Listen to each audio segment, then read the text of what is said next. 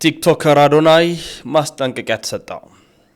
ቲክቶከሩ አዶናይ ከኢትዮጵያ አየር ኃይል ማስጠንቀቂያ ደረሰው። ቲክቶከሩ ደምረው ምን እያለ ነው? ለገባው አላቂ እቺን ትልቅ ቤተክርስቲያን በእኔ የተነሳ አሰደብኩ። የተወደዳችሁ ቤተሰቦቻችን ኦርቶዶክሳውያን በዛሬ መረጃዎቻችን በስፋት ከምንመለከታቸው ጉዳዮች መካከል ዋና ናቸው ብለን ያሰብናቸው መረጃዎች ናቸው። ጉልበት እንዲኖረው ላይክ በማድረግ ሼር በማድረግ መረጃው በማዳረስ እስከ መጨረሻው እንድትከታተሉን እየጋበዝን በቀጥታ ወደ ቪዲዮ መረጃ ማስረጃዎቻችን እናመራለን። ያሮስ ነው አዘጋጅ አቅራቢ ወንድማችሁን የልዑል መብራቱ ነኝ። በቀጥታ ወደ ቪዲዮቹን ሳጋራላችሁ እንግዲህ ወንድማችን አዶናይ ከሰሞኑ እንደምናውቀው በማህበራዊ ሚዲያ ላይ ትልቅ ተጽዕኖ የፈጠረ የሚገኝ ወንድማችን ነው። ብዙ ህይወቶችን አልፎ እዚህ የደረሰ መድረስ ብቻም ሳይሆን ለብዙዎቹ አርአያ አብነት የሆነ የሚገኝ ወንድም ነው። ታዲያ በተለያዩ ቦታዎች ላይ የተጋበዘ ንግግሮችን ያደርጋል፣ ይጋበዛል፣ ሀሳቦችን ያስተላልፋል፣ ሀሳቦችን ይሰጣል። ይህንን ተከትሎ እንግዲህ ወንድማችን አዶናይ ወይንም አዶኒያስ አንድ ቦታ ደርሶ ነበር። ይኸውም እንግዲህ ወደ አየር ኃይል ማለት ነው። በተጋበዘው መሰረት አየር ኃይል ሄዶ ንግግር እንዲያደርግ ግብዣ ጥሪ ቀርቦለት ወደዚያም አምርቶ ነበረ።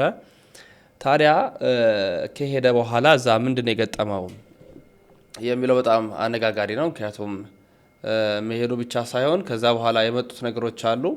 እንግዲህ እሱ በተጋበዘው መሰረት ሄዶ የተለያዩ ንግግሮችን አናግሯል። ያው ከቃሎቹ መካከል ሰግጡ ፈምሱ ቢሉ ነገሮችን ተናግሮ ነበረ። ታዲያ ይህ የአየር ኃይልን ክብር የሚያዋርድ ነው ወይም የሚነካ ነው በሚል ቪዲዮን በቀጥታ ከልጥፉ ላይ እንዲያነሳ ማስጠንቀቂያ ተሰጥቶታል። ይህንን ማስጠንቀቂያ እንግዲህ በመቀበል ልጥፉን ከገጹ ላይ እንዳነሳም መረጃዎቻችን ደርሷል። ምንድነው የተሰጠው ማስጠንቀቂያ የሚሉትን እናድምጥ። ቲክቶከሩ አዶናይ ከኢትዮጵያ አየር ኃይል ማስጠንቀቂያ ደረሰው። ቲክቶከሩ በአየር ኃይል መድረክ ላይ መቅረቡ ከፍተኛ ትችት አስነስቶ እንደነበረ ይታወቃል። በዛሬው ዕለት ለአዶናይ ማስጠንቀቂያ ደርሶታል። ዝርዝሩን በአጭሩ ላቀርብላችሁ። ቲክቶከር አዶናይ ከሰሞኑ ለኢትዮጵያ አየር ኃይል አባላት የማነቃቂያ ንግግር ማድረጉን የሚያሳዩ ምስሎችን በማህበራዊ ሚዲያ ገጹ ላይ ማጋራቱን ተከትሎ በተቋሙ ላይ ከባድ የህዝብ ተቃውሞ ተቀስቅሷል። ዝግጅቱ ይፋ ከሆነ በኋላ በርካታ የማህበራዊ ሚዲያ ተጠቃሚዎች ለኢትዮጵያ አየር ኃይል በነበራቸው ክብር ላይ አሉታዊ ተጽዕኖ አሳድሯል የሚሉ ጠንካራ አስተያየቶችን ሰንዝረዋል። ቲክቶከሩ ራሱ ያጋራቸው ምስሎች በወታደራዊ ተቋም ውስጥ ንግግር ሲያደርግ ያሳያሉ። አስተያየት ሰጪዎች የሀገር መከላከያ ምሰሶ በሆነ ተቋም ውስጥ አንድ ተራ ቲክቶከር መቅረቡ ተቋሙን በጣም ዝቅ ያደርጋል ብለውታል። በተለይም ቲክቶከሩ በንግግሩ ወቅት ለአየር ኃይል አባላት ሰግጡ የሚል ለወታደራዊ ስነ ምግባርና ክብር ተገቢ ያልሆነ ቃል ተጠቅሟል መባሉ የህዝቡን ቁጣ የበለጠ እንዳባባሰው ተገልጿል።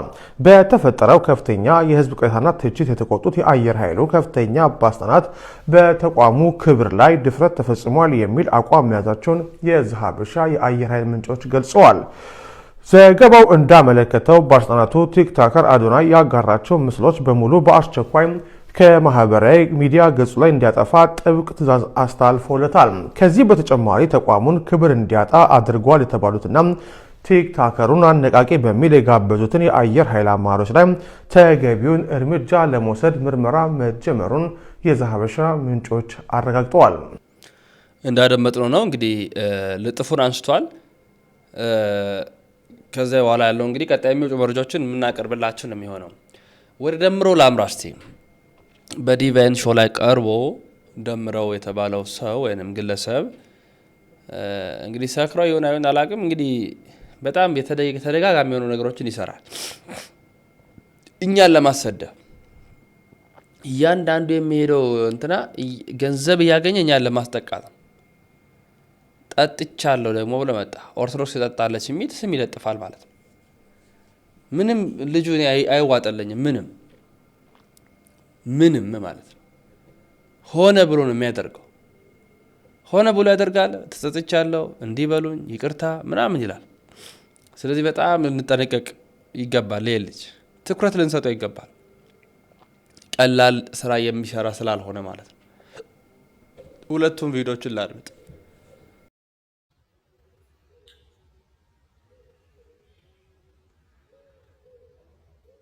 ሰላም ለእናንተ ይሁን ውድ ኦርቶዶክሳውያን ኢትዮጵያውያን ኤርትራውያን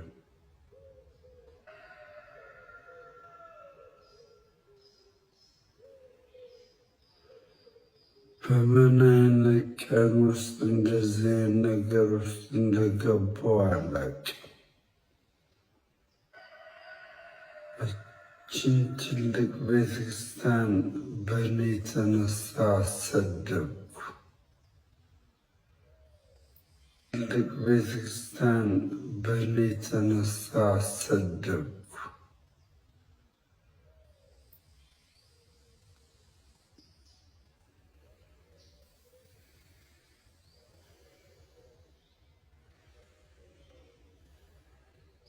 ወንድሞቼና እህቶቼ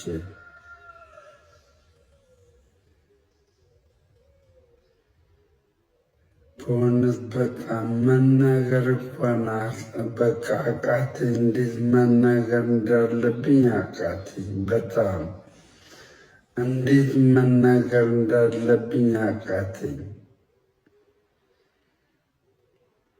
በጸጸት ተጎዳው። ጸጸት ጎዳኝ።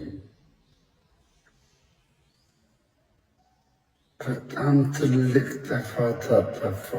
ትልቅ በሕይወቴ ትልቅ ጥፋት፣ እንደ ዕድሜ ያልሆነ ትልቅ ጥፋት አጠፋሁ። መሮኝ እኮ ይዘጠው የሚገፋ ሰው በዛብኝ፣ ገፊ በዛብኝ፣ መረረኝ።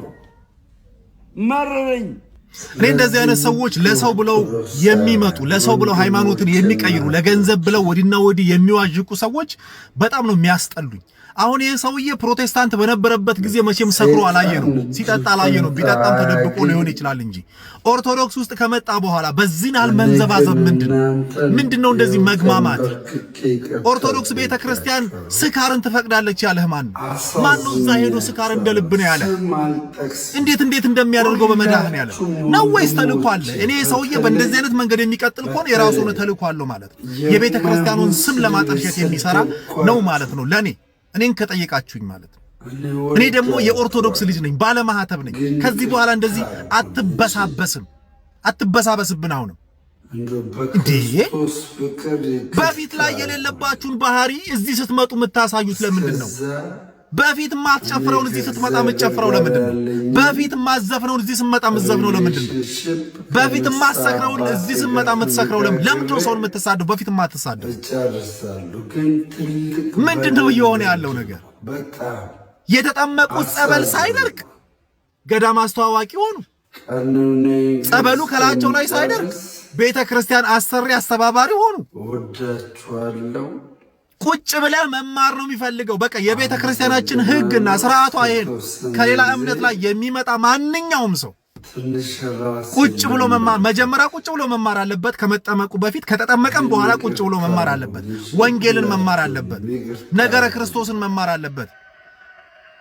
ስለ ሥላሴ መማር አለበት። ስለ ቤተ ክርስቲያኗ መማር አለበት። እናንተ መጣችሁ ሮጣችሁ የቤተ ክርስቲያን አስተባባሪ ሆናችሁ አረፋችሁት። ሰካራም ሆናችሁ አረፋችሁት። ይኸው እንደዚህ እንዲህ የተበሳበስክ ደግሞ ላይቭ ላይ ትመጣለህ ማለት ነው። እልም ብለህ ልትሄድ ትችላለህ። እኔ በሃይማኖት ያልደራደርም። እዚህ መታችሁ ኦርቶዶክስን ስም ልታጠለሹ የምትሰሩ ሰዎች አደብ ብትገዙ የተሻለ ነው። ወይ ወደ መጣችሁበት ተመለሱ። አትግማሙብን። እዚህ ምን ይላል የልጁ አካሄድ? ከገባችሁ አላውቅም፣ ኮመንት ግን አድርጉ። እኔ ምንም የሚገባኝ ልጅ ስላልሆነ ማለት ነው። ወደ ቀጣይ መረጃ እናምራ። የጥላውን ክህደት እንግዲህ በእነሱ ቤት ነቢይ ጥላውን የሚባል አለ። ሌላ አደገኛ አካሄድ ሄዷል። ሌላ ስህተት ተሳስቷል። ያንን ስህተት ደግሞ ወንድሞቻችን እያጋለጡ ይገኛሉ።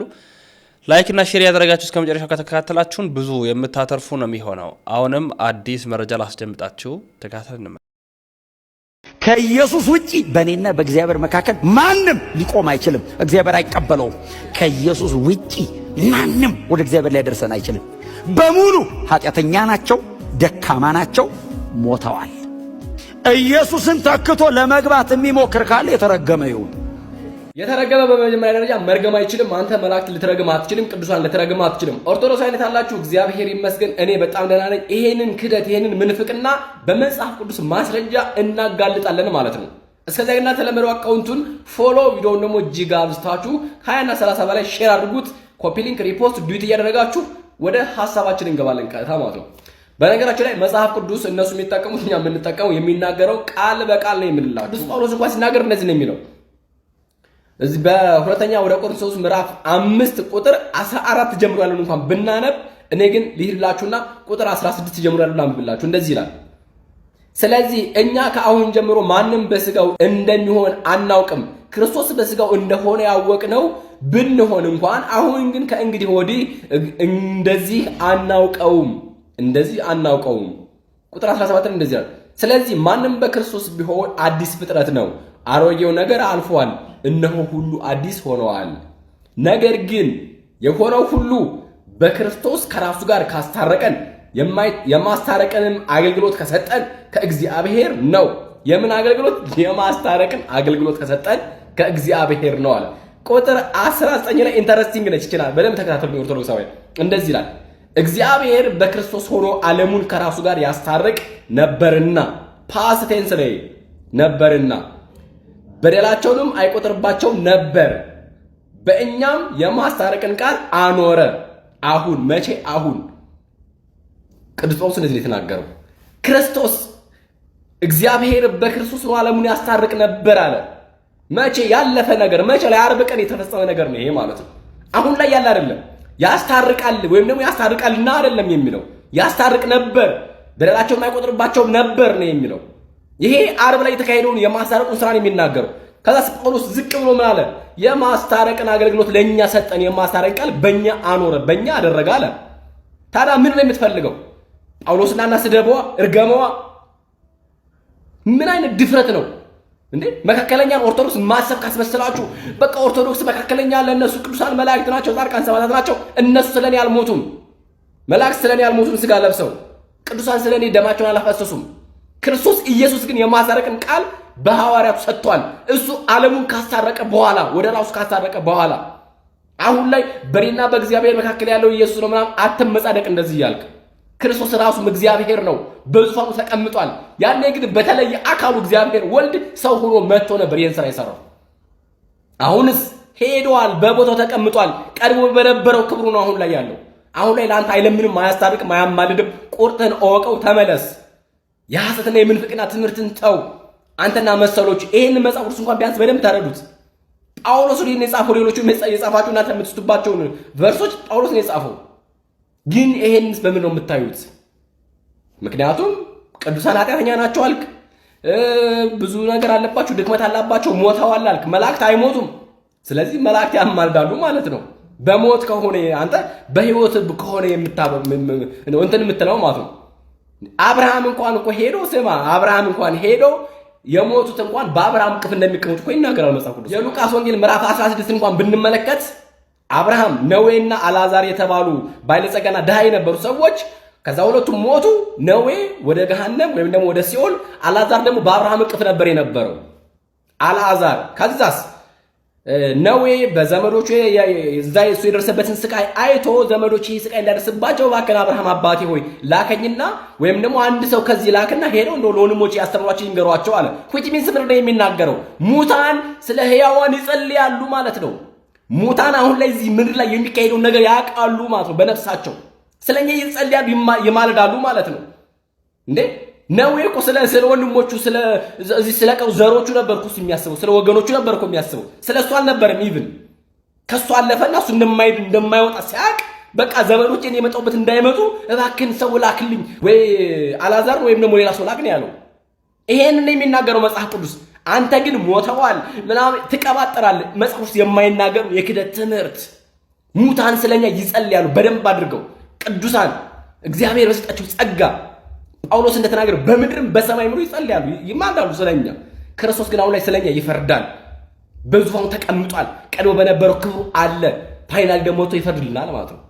ለእናንተ ደግሞ ይፈርድባችኋል። እግዚአብሔር ከጨለማ ህይወት ያውጣችሁ፣ ነፃ ውጡ፣ አሁንም ተመለሱ እያልን እንዘምንላችኋለን። ስለእናንተ ደግሞ እኛ ማለት ነው ጳውሎስ እንደሚናገረው ስለእናንተ እንማልዳለን። ደግሞ እኛ ያው እናንተ የሰይጣን ያጋንንቱ ትምህርት ስላለባችሁ ማለት ሁላችሁንም አይደለም ፕሮቴስታንት ወዳችኋለሁ፣ ሌሎቻችሁን እንደ አይነት ካዲዎችን ደግሞ እናጋልጣለን በመረጃና በማስረጃ ማለት ነው። መላእክት በመጀመሪያ ደረጃ ቅዱሳን መላእክት ኃጢአተኞች አይደሉም። ስለኛ በክርስቶስ በእግዚአብሔር መካከለኛ ሆኑ ያልነሱ ፕላስ የመካከለኛነትንም ትርጉም ሳታቅ አትቀባጥር እዚህ ጋር መጣ ማለት ነው። እዛ ያለውን መንጎችን አታናግራቸው ወይም ደግሞ ገሃነም ውስጥ አትክተታቸው ባክን። መካከለኛ ማለት በሰውና በእግዚአብሔር መካከል የሚቆም ሰውም እግዚአብሔርም የሆነ ክርስቶስ ኢየሱስ ነው። እርሱን የቆመን ነው። እኛስ ምን አለ ከዚህ ውጪ? ነገር ግን ይሄ መቼ ተከናወነ መቼ ተካሄደ ነው የምንለው እኛ። በዕለተ ዓርብ ነው ይሄ የሆነው። ምክንያቱም ማንም ሰው የኃጢአትን የውርስን ኃጢአት ማስወገድ ስላልቻለ ክርስቶስ ራሱ መካከለኛ ሆኖ አስወግድሉናል ለምንለው እኛ የምናስተምረው ይሄንን ነው። የበጎች የጠቦቶች የከብቶች የዋኖሶች እሱ ሁሉ መስዋዕት ማዳን ስላልቻለ አዳምና ዘሮቹን ማለት ነው።